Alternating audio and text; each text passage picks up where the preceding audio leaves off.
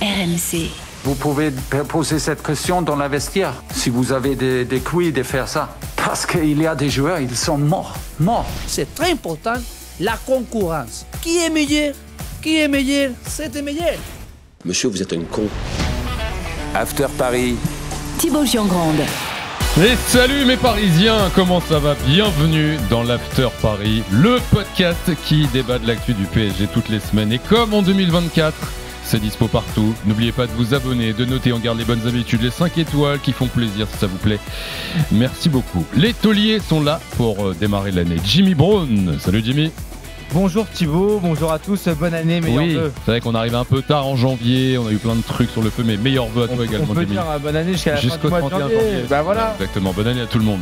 Arthur Perrault est là également, l'un de nos reporters suiveurs du Paris Saint-Germain et qui a désormais son rond de serviette dans l'After Paris, comme disent les jeunes. Salut Arthur. Salut messieurs, bonjour à tous, bonne année. Meilleurs vœux. Plein de bonnes choses. Et cette semaine justement, on souhaite nos meilleurs vœux à notre Paris Saint-Germain. Chacun de nous a sélectionné 3 souhaits pour le PSG en 2025. Voilà, on s'est dit on va démarrer l'année avec des rêves plein la tête. Donc on va tous donner nos vœux, nos souhaits pour le PSG, on va en débattre, on va se juger les uns les autres.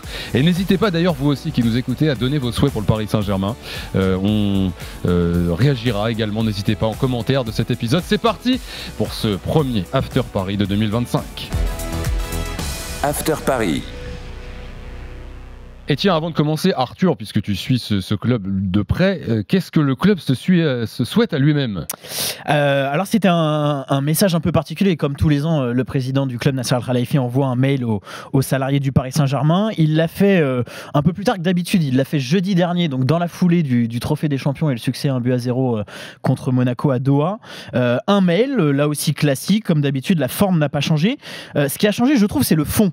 Je vais vous lire un passage de ce mail envoyé. Donc Nasser Al-Khelaifi parle d'un début d'année exceptionnel qui s'annonce après un événement impeccablement organisé à Doha. Bon ça voilà, c'est pour de l'autosatisfaction, vous vous en doutez. Je le cite: je suis extrêmement fier de voir cet esprit de cohésion et de collaboration au sein des équipes. Je suis convaincu que cet esprit continuera de nous porter tout au long de l'année à venir, qui regorge d'opportunités pour le PSG. Ensemble, nous atteindrons nos objectifs. Alors d'habitude, il fixe un peu des caps clairs en disant cette année sera l'année du campus, sera l'année de telle progression ou telle progression. Là, j'ai plus l'impression, et j'ai posé la question aux salariés du club, c'est un peu l'état d'esprit qui ressort. C'est-à-dire construire ensemble, et c'est ce qu'il a dit aux joueurs après le Trophée des Champions, avançons ensemble, cette cohésion de groupe, voilà. Donc c'est assez particulier, mais est-ce que dans son esprit, le mental a changé? Cas, ça fait plaisir. Un peu tiède, et j'espère les gars que Arthur, Jimmy, que vous avez réservé 3 vœux un peu plus originaux, qu'on part pas sur gagner la Ligue des Champions. Non, moi j'espère qu'il y aura beaucoup de cohésion entre les services. Qui veut commencer? Bah tiens Arthur, justement, ce que tu veux pas. Vas-y. On a 3 vœux chacun. Ouais. Arthur, on va en faire un chacun. On va en débattre et se juger. Quel est ton premier souhait pour le Paris Saint-Germain en 2025? Le premier souhait, c'est de revivre et d'avoir un match à émotion. J'en parle souvent avec Jeannot Rességuier quand on va commenter ces matchs du Paris Saint-Germain, quand on fait des déplacements en Ligue des Champions. Ça fait, je trouve, un moment qu'on n'a pas eu de vrais matchs pendant lesquels on a vibré.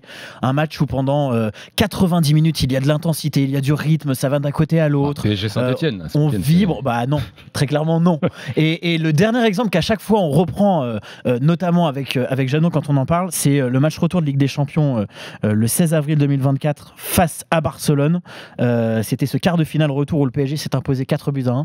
Depuis, j'ai beau chercher, il n'y a aucun match dans lequel on a vibré, nous journalistes, et je pense c'est aussi le cas pour les supporters. Mais est-ce que c'est pas le seul d'ailleurs de toute l'année 2024 où on a vraiment vibré ce possible, PSG exactement. à Montjuïc? En vrai, le 8e face à la Real Sociedad, un peu quand même, c'est que la Real Sociedad, mais t'as eu ce truc, t'as eu un peu peur. Après t'as eu 10 minutes quoi, t'as eu un retour oui. Après, mais par exemple la demi-finale contre Dortmund, c'est clair que pas du tout. T'as pas vibré. À aucun moment t'as une anesthésie générale la demi-finale. Allez comme retour. Je me dis que le contexte va peut-être bien coller, Parce que là, on a ce match face à Manchester City. Peut-être que on va me dire il faut attendre un gros adversaire, un match assez important à enjeu, parce que c'est vraiment pile ou face pour le PSG sur la scène européenne. Je croise les doigts. Je me dis que ce match face à Manchester City sera peut-être un match à émotion. Ouais, c'est vrai que c'est un peu maintenant ou jamais. Et je te rejoins, j'aime bien ton vœu. Et même, je te rejoins d'autant plus que, voilà, moi, j'ai le PSG, l'équipe de France. C'est L'équipe de France, c'est la dernière fois que tu as vibré. Mais justement, ton vœu est d'autant plus valable que l'Euro dernier, demi-finaliste. Pas du tout. Absolument pas vibré. Alors je me dis peut-être qu'il y a eu, on va dire, une légère secousse d'émotion en Italie. Sur le dernier match de Ligue des Nations. De Ligue des Nations. Voilà. Pourquoi je pense que c'est parce que les Italiens nous ont un peu chauffé. Il y a eu l'hymne sifflé et tout ça. Bon, ça a mis un peu plus d'entrain. Et encore, c'était très léger. Non, mais si tu parles d'émotion pure, on s'éloigne un peu du PSG, mais quand même, quand tu gagnes la séance de tir au but contre les Portugais, t'es content quand même. Oui, t'es content. C'était une émotion sympa. T'es content, mais je suis pas monté sur la table basse comme je l'aurais fait avant. Pour pas être trop sévère avec Paris non plus, il y a quand même eu 2-3 matchs sympas en championnat où ça a plutôt bien joué, où c'est plutôt agréable. Moi, voilà, le déplacement en Vélodrome, c'est toujours agréable, comme la manière dont ça s'est déroulé. Moi, j'étais content. Surtout quand on se rappelle du contexte, de tout ce qu'on a dit avant le match, sur les courses sont en train de se croiser. C'est vrai, mais tellement. Pas de suspense, avec le carton rapidement, t'as pas vibré en fait. T'as 3-0 au bout de 25 minutes. Si on se gagne tous les classicos à Marseille 3-0 au bout de 25 minutes, je signe quand même, les gars. Tiens, je vais enchaîner avec mon premier vœu. Et il y va comme ça. J'y vais parce que là, on a démarré sur un truc qu'on souhaite tous. Et là, quelque chose qui va peut-être faire un peu moins consensus, mais c'est pas grave. En 2025, je souhaite pour le Paris Saint-Germain le départ des propriétaires qataris. Voilà, je vous le dis. Oui, carrément. Je vous le dis. Et pourquoi ? Ça fera 14 ans cet été. On a eu des belles années, merci beaucoup. On a connu beaucoup de choses, les premiers gros transferts, l'arrivée de Pastore, il y a eu énormément de choses. Le premier titre de champion de France depuis 94, moi j'en avais même pas eu de souvenir. On a eu les belles épopées en Ligue des Champions les premières années. On a kiffé, merci. Merci pour tout le Qatar. Ouais. Mais je me suis lassé, les gars. Je me suis lassé en fait déjà de gagner. Trop facilement, trop souvent. La Ligue 1, ça rejoint un peu ce que tu disais Arthur, mais les week-ends de Ligue 1, je les attends plus comme avant, il y a plus de suspense. Et puis là, c'est maintenant aussi de perdre en Ligue des Champions, parce que là où les premières années, t'arrivais en quart de finale, t'étais super content, en demi-finale, c'était un exploit, c'était énorme.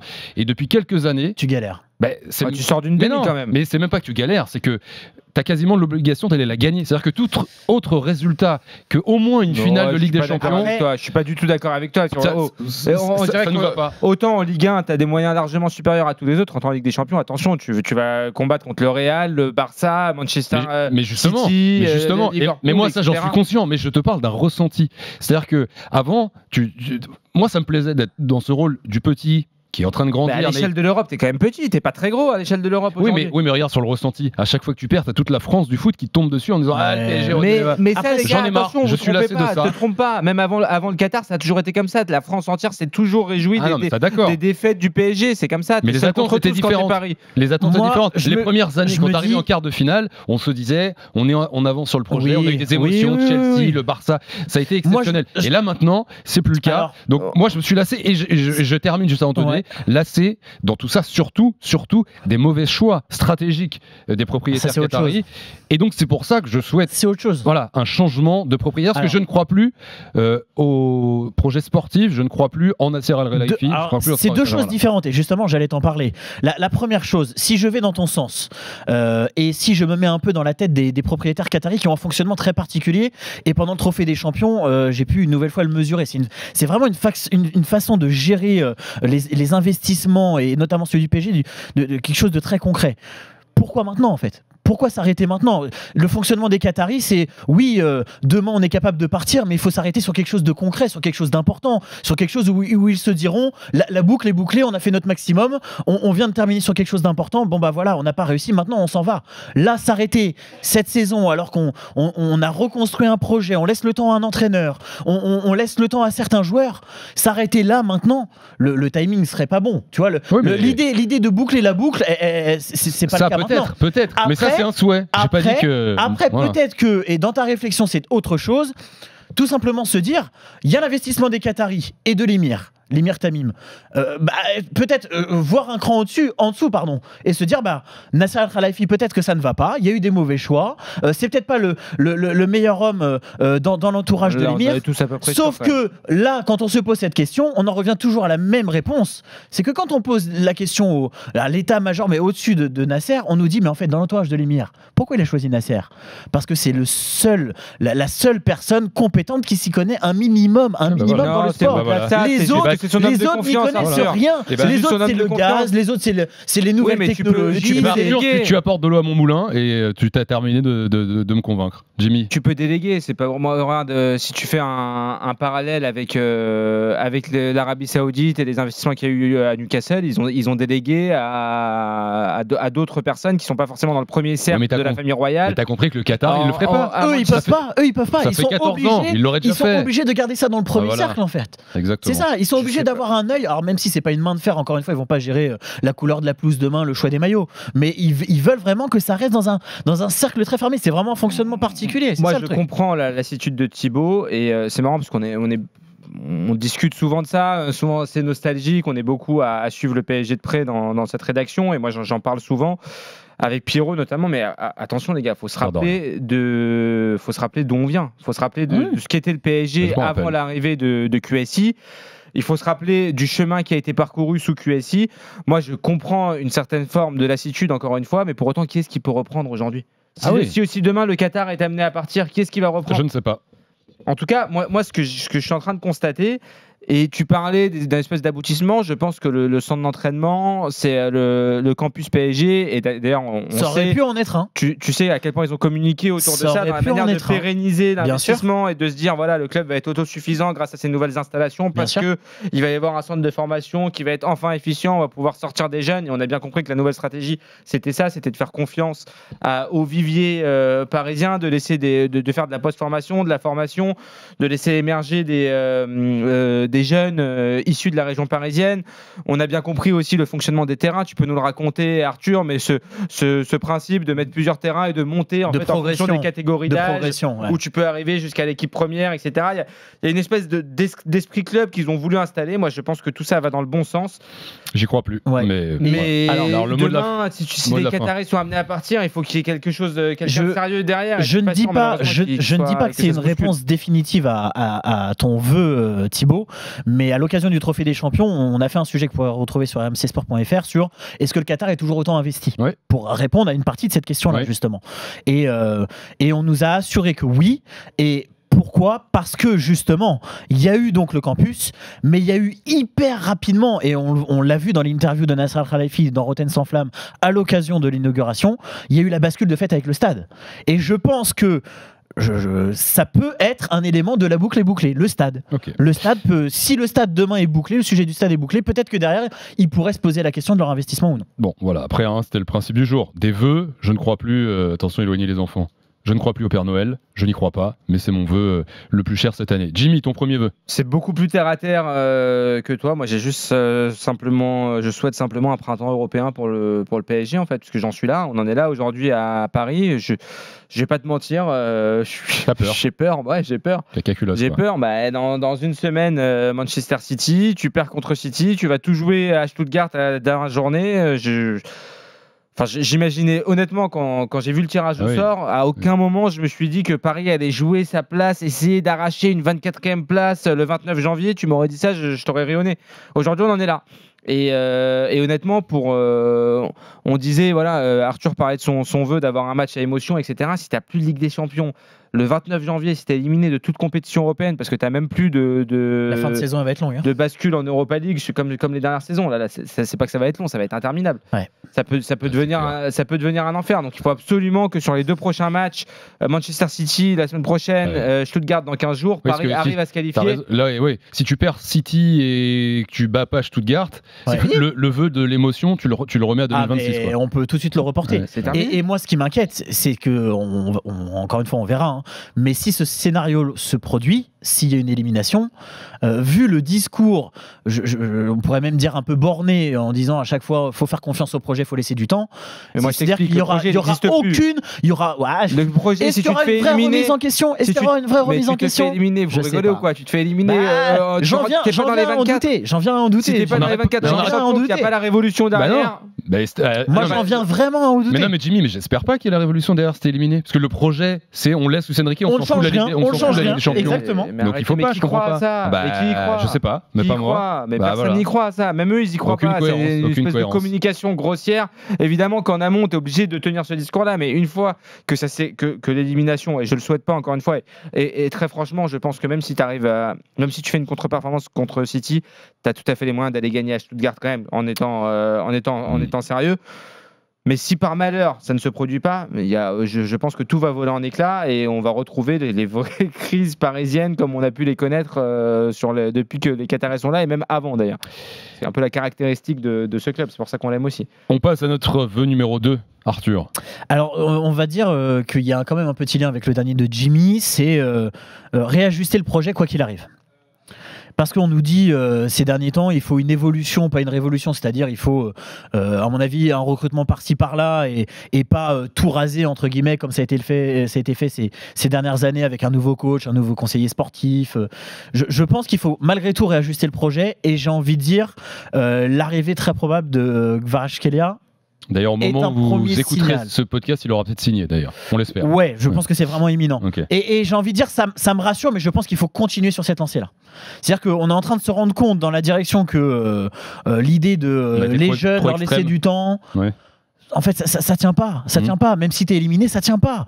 Il faut quand même rajouter des joueurs d'expérience. Il faut quand même avoir un minimum d'ambition supplémentaire, notamment sur la scène européenne.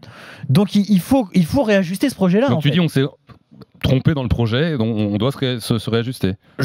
Sincèrement, je le souhaite. Okay. Et c'est vraiment un vœu. Peu importe l'issue, encore une fois, face à Manchester City, face à Stuttgart, globalement sur la scène européenne, il faut réajuster ce projet-là. Moi, je suis totalement d'accord avec toi. Je pense pas que Jimmy, toi, tu vas le contredire. Je crois même que c'était dans l'idée, peut-être un peu plus précisément, mais un de tes vœux. Oui, évidemment, il faut réajuster le projet. Moi, j'en parlais tout à l'heure de ce projet jeune, etc. C'est bien d'avoir des joueurs auxquels tu peux t'identifier, etc. Mais il ne faut pas oublier l'ADN de ce club. Et moi, si j'avais un deuxième vœu, c'est le retour de joueurs qui font rêver, quoi, pour lesquels tu as envie de te déplacer au Parc des Princes. Aujourd'hui, pardon, mais c'est l'ennui. C'est l'ennui. Tu regardes les matchs du PSG. Alors oui, ça joue bien. Moi, j'entends qu'il y a plusieurs types de football, etc. Moi, quand je regarde jouer mon club, je sais pas, j'ai plus cette espèce d'étincelle, je vibre plus comme avant. Mais rejoins-moi, monte dans le train. C'est pas pareil parce que toi tu parles effectivement du fait qu'il n'y ait pas trop de suspense, que tu sais qu'évidemment les matchs sont joués d'avance, etc. le week-end, mais moi je me déplaçais au Parc des Princes pour voir certains joueurs en particulier. Voilà, c'est bête, j'ai peut-être un discours de gogo que de dire ça, mais voilà, moi je voulais voir Ronaldinho. Quand j'étais plus jeune, mes premiers matchs au Parc, j'étais tout jeune, j'allais voir David Ginola, et c'était incroyable. En grandissant un peu, il y avait Rai, c'était la folie. Ensuite après Rai, il y a eu Ronny, il y a eu Okocha, enfin voilà, t'as ces joueurs-là qui ont un truc en plus, qui font que tu as envie de regarder t'as envie d'allumer ta télé, tu as envie d'aller au stade. Ouais, mais tu dis ça aujourd'hui, t'avais ce discours-là l'été dernier, enfin il y a 1 an et demi, quand on nous a dit l'ère des stars c'est fini, on va faire que des jeunes et tout, ou c'est une correction que t'apportes. Mais moi j'ai jamais cru en fait à ce discours-là. D'accord. Je pense que c'est un discours qui est plus une forme de récession, une forme de récession économique. Je pense que voilà, il y a une volonté post-Coupe du Monde 2022 de l'actionnaire qatari de réduire un peu la voilure au PSG. Il y a eu de très gros investissements. Un peu plus les retours sur investissement. Il y a eu de très gros investissements qui ont été faits sur les infrastructures, le centre d'entraînement, on en parlait. Tu as rentré Arthos qui a pris des parts dans le club et donc tu dois être un peu plus à l'équilibre. Tu peux plus faire n'importe quoi comme avant. On m'explique aujourd'hui que c'est difficile de boucler un Kvaratskhelia à 75 millions, qu'on discute des conditions salariales, etc. Mais je répète ça podcast semaine après semaine, podcast après podcast. Il y a 2-3 ans au PSG, tu as Messi, Neymar, Mbappé, Verratti, Sergio Ramos, Keylor Navas. Tout ça, ta masse salariale, elle pouvait supporter tous ces joueurs-là. Ouais. 2-3 ans plus tard, tu n'es plus capable de faire un joueur quasiment, j'ai l'impression. Et donc aujourd'hui, si tu reviens juste sur le terrain, franchement, sorti d'Ousmane Dembélé, moi, c'est un joueur que j'adore et j'étais le premier ravi quand il a signé au PSG. Et encore cette saison, en plus, il a apporté un côté un peu décisif où il arrive à marquer des buts, etc. Le seul qui t'apporte cette étincelle-là, c'est lui. Sur des bribes, par petits moments, tu sens que Désiré Doué, il a quelque chose de différent des autres joueurs, etc. Mais voilà, alors Neymar, il avait 1000 défauts, son hygiène de vie, elle n'était pas à la hauteur, etc. Mais punaise, t'allais au Parc des Princes, tu regardais Neymar jouer, c'était un spectacle permanent. Messi, les 2 ans, ok, il a marché, ok, c'était pas bien dans l'investissement, etc. Oui. Vous les avez vus, les matchs de Messi au PSG, le nombre de caviar qu'il distribuait? Oui. Marco Verratti était souvent blessé, etc. Non, mais il faut un juste milieu, quoi. Un match de Verratti sans... Alors, mais ces joueurs-là, le tout star 2022. Justement, tu peux pas faire tout star, mais t'as besoin d'avoir 2-3 joueurs. Justement, et j'ai un peu posé la question à la direction là pendant le déplacement à Doha sur ça. C'est-à-dire que qu'est-ce qu'on fait? On reprend des superstars, encore une fois le terme a son importance. On prend des superstars, on prend des stars, on prend juste des joueurs d'expérience. Alors visiblement l'adjectif qui est le plus utilisé, c'est des joueurs cadres d'expérience et pas superstar, égo démesuré. Mais c'est pas tant une question de. Et après, à un moment donné, moi j'en ai marre aussi qu'on me parle de gestion difficile, d'égo, etc. C'est le rôle d'un coach aussi. Alors j'aime bien qu'on me dise oui, Luis Enrique c'est formidable, il n'y a pas une tête qui dépasse, le groupe il est bien géré, etc. Mais si t'as que des agneaux, c'est normal de bien gérer ton groupe. À un moment donné, les gros entraîneurs, ils arrivent à gérer les gros égos aussi. Alors je te dis pas de reprendre un vestiaire parce que je suis le premier d'accord sur le fait que c'était intenable. Et je rejoins Thibaut, tu peux pas Neymar, Verratti, Mbappé, Neymar, Mbappé, Messi, tu pouvais pas. Là, tu le vois avec le Real, la trempe qu'ils ont pris contre Barcelone. T'as beau avoir Mbappé, Vinicius, Bellingham, Rodrigo, on est dans une équipe, il y en a qui t'as besoin d'avoir quelques besogneux, des joueurs qui défendent, etc. Il y a un juste milieu. Mais là, aujourd'hui, tu n'as même plus un joueur qui sort du lot. Hormis Ousmane Dembélé, c'est-à-dire que ta superstar, avec tout le respect, j'adore Ousmane Dembélé, mais je sais pas, à Paris, tu as besoin d'envoyer un peu du clinquant. On a besoin. Alors que Vara, ça va dans cette lignée-là. C'est un bon joueur. Il t'apporte quelque chose de différent. Il a cette capacité d'élimination aussi. Il fait des gestes que les autres font pas. Tu as besoin, voilà, pour aller. C'est Paris, les gars. Paris, ça doit briller. C'est comme ça. Et j'enchaîne avec mon deuxième vœu, parce qu'on est sur le même thème. Pour 2025, je souhaite pour le Paris Saint-Germain le recrutement d'un grand gardien. Ça y est. Gianluigi Donnarumma, c'est terminé. Et là, je dirais même pas merci pour tout, merci pour rien finalement. Il doit plus être titulaire au Paris Saint-Germain. Ça fait trop longtemps. Il y a eu trop de mauvaises soirées de Ligue des Champions avec lui. On lui a énormément laissé sa chance. N'oublions pas qu'il aura 26 ans le mois prochain. Voilà, l'excuse qu'on lui a longtemps donnée de expected crack. Il va progresser, etc. 26 ans, il progressera peut-être un petit peu, mais je crois plus en lui. On attend un grand gardien dans un grand club qui fasse gagner des matchs. Ouais. Lui, non seulement il n'y arrive pas en Ligue des Champions, mais en plus, il te coûte des matchs. C'est arrivé trop souvent. Donc en 2025, à l'été prochain maximum. Merci pour tout, Gianluigi. Enfin, non, merci pour tout, mais un grand gardien au Paris Saint-Germain. Et d'ailleurs, là aussi, ça colle un petit peu avec l'actualité. Je ne sais pas si tu te souviens, la semaine dernière, dans plusieurs médias italiens, est sortie la rumeur de l'Inter qui se pencherait et étudierait son profil. Avec Fabrice Hawkins, on a essayé de sonder un peu l'entourage sur justement est-ce que c'était quelque chose de fondé ou pas. On nous a expliqué que c'était clairement une simple rumeur pour l'instant, mais on sait que ce n'est pas anodin, surtout si ça vient d'Italie, que ce type de rumeur sorte alors qu'il est censé prolonger. Ça fait un moment qu'on en parle. Là, pareil, le nombre de fois où on en a pas dans ce podcast. La prolongation était soi-disant dans les tuyaux. Oui. Elle n'est toujours pas actée. On le rappelle, c'est une formule qu'on dit tout le temps. Quand une prolongation prend autant de temps au Paris Saint-Germain, ce n'est pas un hasard. C'est qu'il y a quelque chose derrière. Pour Gigio, c'est formidable. Déjà, il s'est fait détester par tous les supporters du Milan parce qu'il a signé à Paris pour l'argent, etc. Donnarumma, machin. Si tu reviens en Italie pour signer à l'Inter, il va être bien accueilli pendant les derbies, Gigio. Mais moi, je suis tout à fait d'accord avec toi. Et je vais même plus loin. Pas un grand gardien, il est là, on est à 200 bornes, va chercher Lucas Chevalier, mais installe-le futur gardien de l'équipe de France, il doit être le goal du PSG. Moi, si je rejoins ton vœu, et j'irai même plus loin, moi j'aimerais que Lucas Chevalier soit le futur gardien du PSG. Ça me va, je signe également. Allez, troisième et dernier vœu dans cette année 2025 qui débute pour le Paris Saint-Germain, Arthur. On a commencé à en parler tout à l'heure, ce serait au moins déposer le permis de construire pour un nouveau stade. Allez, merci. Bonne année à tous, moi je vais y aller, je vais rentrer chez moi. Alors, reviens Jimmy. Je te promets Jimmy, je te promets, Jimmy. Bonne année, Arthur. C'est cool. Je te promets. Reviens, Jimmy. Je serai au PFC l'année prochaine. Je vais mettre de l'eau dans mon vin, Jimmy. Rassieds-toi, Jimmy s'en va, remets ton Je casque. vais mettre de l'eau dans mon vin, Écoutons. Jimmy. Attends. Je te promets, et vraiment, ça me fait un peu de mal de le dire. On a un podcast sérieux. Ça me fait un peu de mal de le dire, mais en fait, j'ai aussi un attachement avec ce stade. J'y allais quand j'étais petit, avec ma famille. Mais en fait, on nous a tellement répété maintes et maintes fois que c'est terminé. Bah, je me suis dit au moment faut tourner la page. En fait, c'est difficile. Oui, mais tu t'es fait c'est difficile. Par ceux qui te font croire que tu peux pas survivre sur le Parc des Princes. Jimmy. C'est une connerie monumentale. Je sais que c'est une connerie. Je suis d'accord avec toi. Les chiffres, on les a. Le PSG avec les hospitalités, etc. Les revenus gérés par le stade au parc, c'est l'équivalent de ce qui se fait de mieux en Europe. De quoi je me dis, qu'est-ce qu'on va chercher? Tu crois que tu vas aller remplir 80 000 à Montigny-le-Bretonneux? Mais vous rêvez, les gars. C'est comme une séparation. C'est douloureux, ça fait mal, mais il y a un moment faut tourner la page.